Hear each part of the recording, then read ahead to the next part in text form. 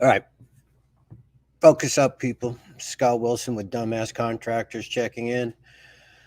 Welcome to today's briefing. This morning's topic is the Prime Directive. Okay, so I'm a minimalist. I like to have things simple. I like to have a tight message. I think that the message gets through better if it's uncluttered by unnecessary distractions. All right, the Prime Directive, I go over with my clients in the beginning. If I tell you to write a check, you write a check. But don't write a check until I tell you to write a check. A lot of times I'm working through different subcontractors, different vendors, and I need to protect the client from unsavory business tactics. Recently had a kitchen remodel that we were working on. And this is how this Prime Directive plays out in that where it's to protect the homeowner or the client. It's not a control issue. Most of my clients are like, no, I want the project to go faster. And I'm like, you're really going to slow it down. You need to trust me on this one. I keep the rules simple for a reason. It speeds things up, um, keeps the client out of lawsuits, keeps the client away from bad contractors, bad subcontractors. Uh, we've had them. They get into the system too. So the Prime Directive, don't write a check until I tell you to write a check. Once I tell you to write a check, write that check. We were doing a kitchen. Woodmode was supplying the cabinets. The Woodmode dealer came to me without the client's knowledge and told me that if I could get the client to sign a contract with them, that they would kick me back $2,500.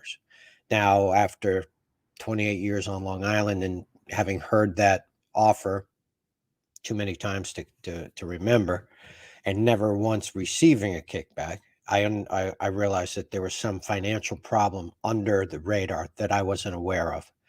And I told the client, I told the homeowner, no, don't write a check. We don't need to write checks for the cabinetry right now. It doesn't speed it up. It just ties up your money. I didn't explain to her that I'd been offered a kickback because uh, I don't need to poison the well. I'm not 100% sure that there's a problem. I'm not 100% sure that we're not going to use these folks. I'm just not going to be rushed into signing a contract because they need a deposit to pay the rent or salaries or the heating bill for the month. Homeowner went um, around me and went to the cabinet supplier, went to the homeowner and did the high pressure sales uh, gimmick to get her to sign, and she did. Now I sat her down and I said, "Look, that was a mistake. I don't know how it was a mistake, but there's going to be a problem associated with that down the road, and it's going to cost a lot of money to fix. And I'm not going to fix it, or if I do fix it, you're going to have to pay me." I did not authorize this check to be written. I did not authorize this vendor to be our vendor for cabinets. There's plenty of Woodmode dealers on Long Island. They solved our design problem. What we needed to do was figure out a couple other things before we could start on her project. She said she understood. She said she was fine with it. When Woodmode delivered the cabinets, they had applied for bankruptcy about 4 months before our job was scheduled to be delivered. And it came with a perfectly mismatched set of doors. Different, they were the wrong colors, the wrong style. There were 4 different types of doors on the project.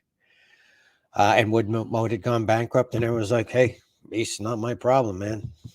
So I looked at the homeowner. I was like, you know what, this is on you. I'll help you fix it, but you're gonna have to pay me by the hour, and it's gonna be expensive.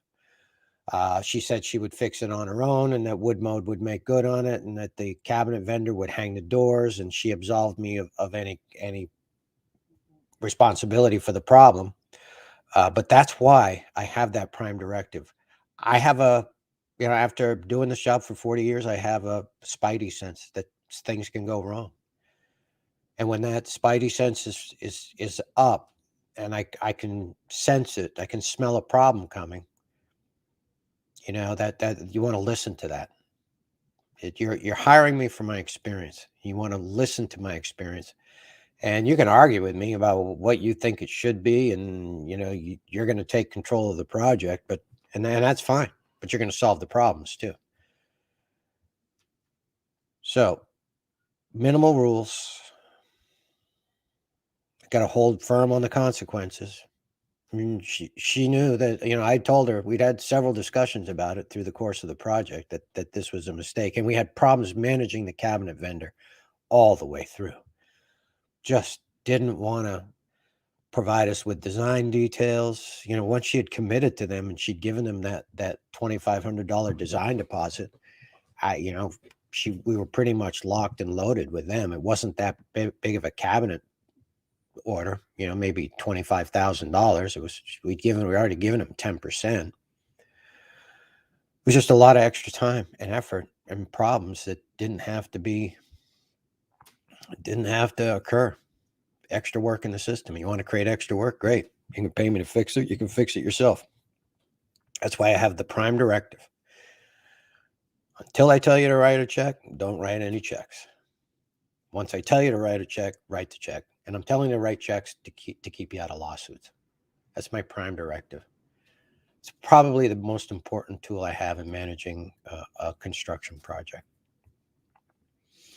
All right, we're burning daylight. It's a beautiful day out there, a little bit chilly, a little bit windy. How you guys doing on your end of the year paperwork? Make sure you get those taxes done, fourth quarter withholding, W-4s, 1099s. Let's do it. Let's stay punctual. No extensions. Get it done. Get your comp audit done. All right, this is Scott Wilson with Dumbass Contractors, urging you to stay loose, stay relaxed, but most importantly, stay in front of it. Wilson out.